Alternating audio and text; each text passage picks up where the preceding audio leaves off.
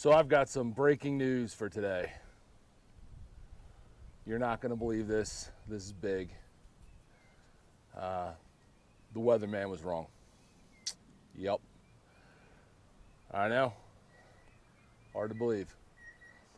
But it was supposed to be about low 50s, but sunshine and nice out today. And, well, there's no sun.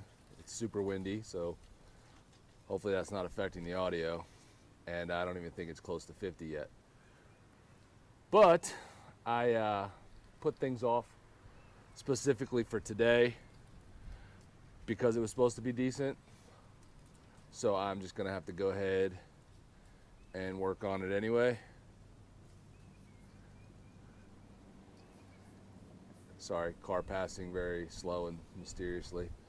So I got some things to do to the bike and I'm gonna work on that today. But first I wanted to talk to you guys about something that recently happened to my bike and tell you what it was and what the fix was. So stick around.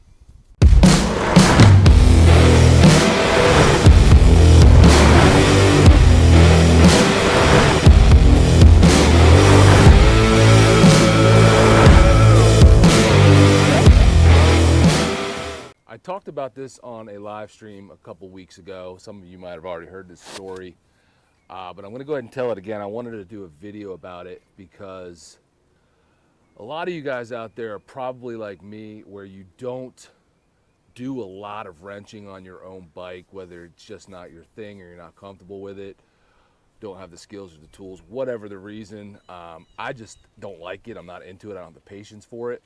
I'll do this stuff that you've seen us do in Advan Black, you know, bolt-on parts, things like that. But when it comes to mechanical stuff and really the safety of the bike and how it rides and the motor, stuff like that, I don't mess with it. And I know I'm not the only one. So if you're a guy who does work on your bike, you're a mechanic, or, you know, you're just very comfortable doing mechanic stuff, this really isn't a video for you, but stick around anyway, hang out with us while I tell this story. So this is for the guys who maybe aren't as familiar with everything on the bike as far as function and riding it functioning safely and getting you where you need to go, kind of a thing. So we recently went to Daytona. Most of you guys know that. And I had an issue while down in Daytona with the bike. As we headed down to Daytona, day one, I didn't think anything of this at the time, but looking back, hindsight 2020, when I was behind a rig, the bike started just kind of going all over the place from left to right. You know, did not want to keep a straight line. I've been riding this bike since early 2017, basically the beginning of 2017. She is solid on the highway, 80, 90, whatever, 100 miles an hour. It's solid. You typically take your hands off, and you guys with road glides and street glides know you can take your hands off and just cruise straight.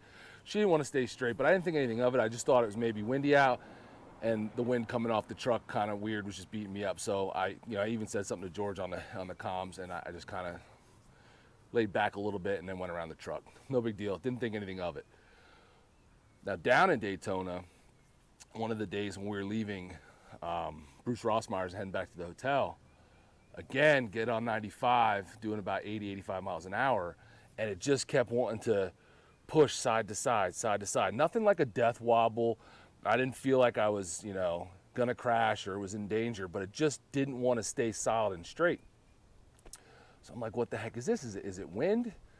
You know, it usually cuts the wind really nice. Is it that windy? I even asked George again on the intercoms, like, is it windy out here? He was like, yeah, it's pretty windy. So I'm like, all right, maybe it's that. So later on, as we were leaving Daytona and heading to Orlando with the wives, it was doing it again. And I knew it wasn't windy. I mean, we were in places where I could just tell it wasn't windy. And I knew something was wrong. And it was at that point that I started thinking, oh crap, I might have the same issue that Austin just had back in October with his neck bearings, because he had the same kind of thing and the bike didn't want to stay straight and got real wobbly on him as we were coming back last fall. So I'm like, crap, is that what this is? I don't know. I'm not a mechanic, right? I'm just take it easy. We get to Orlando, we get to our hotel and park, and I said to George, I was like, I think I got, you know, I think my bike caught whatever Austin's had because something's not right. And I told him what it was doing, and he was like, oh man. And I said, well, let me check my tire pressure, because I hadn't done that in a while. Which, tip for you guys, do that before a long trip, because I was in such a hurry with all the other things doing to get ready for the trip that I didn't check my tire pressure. I just assumed it was good. Don't do that. So get out my little digital gauge that I hadn't used in forever, but it's in my saddlebag with all my little tool bag, and check it, and it says 21 psi. Well, that's about half of what it should be, right? I'm like, crap, maybe that's it. And George is like, yeah, you know, that could do it. That's really low. I'm like, all right, that's probably it. And I kind of brushed it off, and we went about our week there in Disney World, and we didn't ride the bikes again while we were at Disney, so I didn't even think about it.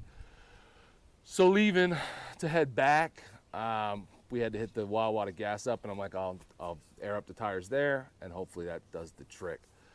Well, we get to the Wawa, and I get to the tire pump gauge thingy there, whatever, and slap it on there, and when you do it, it gives you a reading of what your PS pressure is, and it said it was like 36, 37. I'm like, well, that's not nearly as low as what my gauge was giving me. So George goes and gets me his little stick one, the old school style, slap that on there, and it actually kind of says the same thing that Wawa says. So at that point, I'm like, it's not the tire pressure. There's something wrong with it.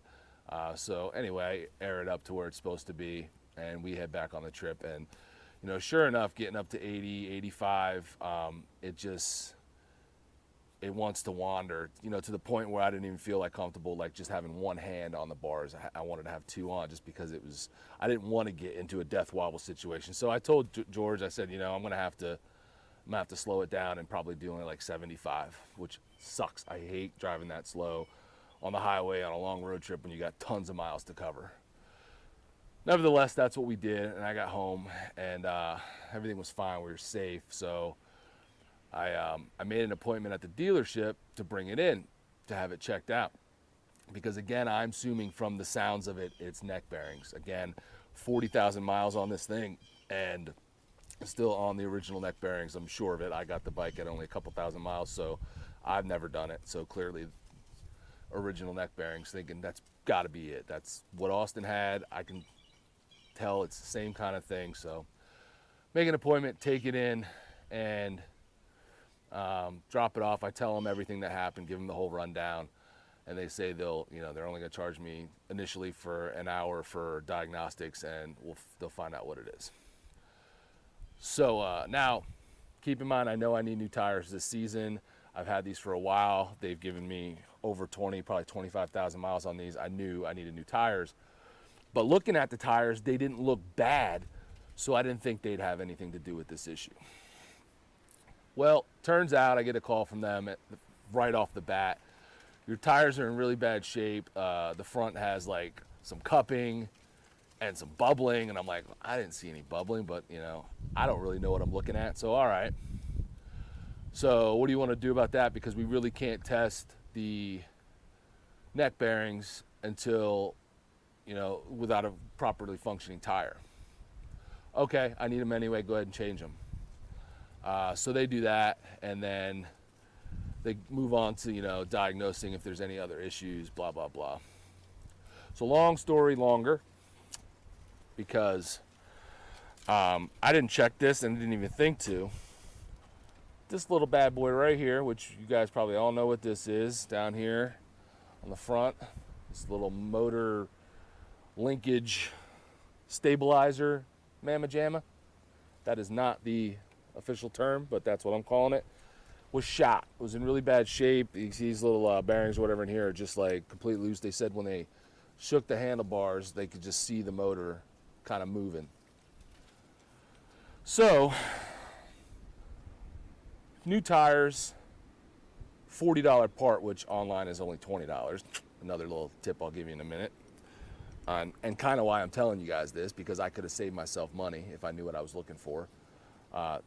Half an hour of labor, they changed this, brand new one of these, new tires, front and back, and she's good to go. The wobble's gone, rides like it always did, beautifully.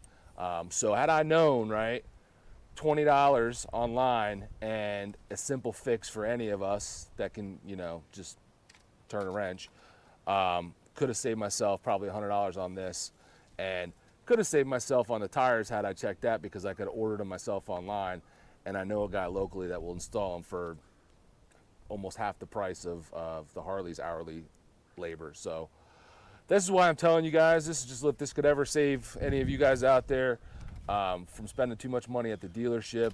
You know, if you get something like that sounds similar to what I'm describing, check this stabilizer bracket on your motor. See if it's wobbly or not tightened down, or just looks like it's in really bad shape like this one does, because it could save you a few bucks. Again, you guys that are mechanics out there and wrench all the time are probably like, you're an idiot and you should have looked at that. But again, it's not my thing. It's not something I enjoy doing. I avoid it as much as possible. But again, had I known to check this out, and I even talked to a buddy who's a former Air Force mechanic and is studying and training right now to be a Harley mechanic, who gave me a bunch of things to check. The tires were one of them, which I really didn't. I should have listened to him. But even he didn't say anything about this. So it's just a little tip for you guys moving forward. If you ever have this issue, check this stabilizer bracket. And I guess check your tires better than I did, because I didn't check them very good. So that's it. That's all I wanted to talk to you guys about today. I got some projects to do on the bike that you guys will see soon. And that'll be a separate video. So I'm gonna hang out here. I got some stuff to clean up in the garage and enjoy this lovely, cold, dreary weather. So guys, if you're not already subscribed, please go ahead and hit that subscribe button, click that bell notification so you know when we get new videos out, and share it.